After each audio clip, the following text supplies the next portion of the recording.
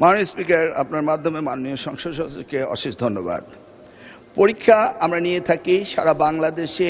SSC পরীক্ষায় প্রায় ২৭০০ centre রয়েছে এবং ৬৪টি জেলায় এই ২৭০০ সেন্টার একত্রে পরীক্ষা শুরু হয়। ইতিমধ্যে আপনারা শুনেছেন যে চট্টগ্রামে যখন এই ফ্লাড হলো তখন আমরা একে একে প্রথম রাঙ্গামাটি, বান্দরবন, পরে আমরা খাগড়াছড়ি এবং এরপরে আমরা চট্টগ্রাম পুরা বোর্ডের পরীক্ষা আমরা বন্ধ করে দিয়েছি। আমরা লক্ষ্য করেছিলাম বৃষ্টি হচ্ছিল এবং আমরা মনিটরিং করছিলাম। সেই সাথে মনিটরিংয়ের সময় আমরা ৬৪টি জেলার এসপি এবং ৮টি বিভাগীয় কমিশনার এবং প্রত্যেকটি বোর্ডের চেয়ারম্যান, ইউনো সকলের সাথে আমরা কথা বলেছি এবং ওয়েদারম্যান আমরা ব্রডকাস্টিংয়ের জন্য তাদের সাথেও কথা বলেছি। তারা বলল যে বৃষ্টি হবে না, সেই কথাটি তারা বলেছে। বিকেল ৫টা পর্যন্ত আমরা বসে থেকে সিদ্ধান্ত নিলাম যে সকলেই বলল যে ওয়েদার ভালো হবে, সেই জন্য আমরা পরীক্ষা রেখেছি। সকালে ঘুম থেকে উঠেই দেখতে পেলাম কুমিল্লা সরকারি মহিলা কলেজের মাঠ পানিতে ভরে গিয়েছে। সাথে সাথে আমরা মেয়র সাহেবকে, ফায়ার ডিপার্টমেন্টকে, পুলিশকে, ডিসিকে বললাম যে এই পরীক্ষা কেন্দ্রে স্থানান্তরিত করার জন্য। তারা তখন সকলকে নৌকায় করে ওই স্কুলের ৫তলা ভবন সেখানে নিয়ে পরীক্ষা তারা নিয়েছে। আমরা সেটা দেখেছি তাদের দুর্ভোগ। তাছাড়া সারা বাংলাদেশে আমরা ডিসিদের সাথে কথা বলেছি এবং ইউনিটদের সাথে তারা বলেছে যে কোথাও পরীক্ষা কোনো রকম দুর্যোগ ঘটেনি, একটি শুধু কুমিল্লা মহিলা কলেজে ঘটেছে। এবং সেই সাথে ফিজিক্সের প্রশ্ন ৬ এবং ৭ এই দুইটি প্রশ্ন ভুল হয়েছে।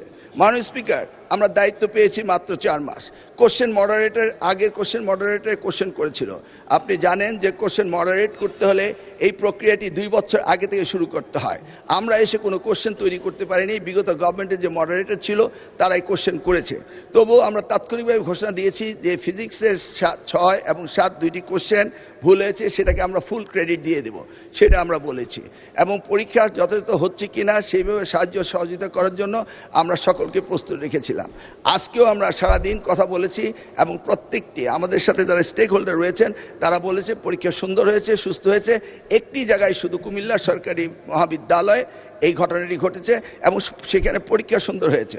আমরা নির্দেশ দিয়েছি যে পরীক্ষা বিলম্বতে শুরু করার জন্য এবং যে মেয়েটি কাপড় ভিজে গিয়েছিল বাড়ি থেকে কাপড় আনা হয়েছে, ১ ঘন্টা পরে পরীক্ষা নেওয়া হয়েছে এবং পরীক্ষার সময়সীমা বাড়িয়ে দেওয়া হয়েছে।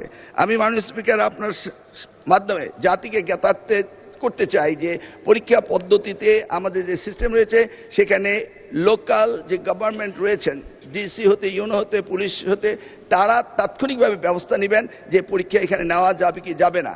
যদি তারা মনে করেন দুর্যোগ, তারা পরীক্ষা বন্ধও করতে পারেন।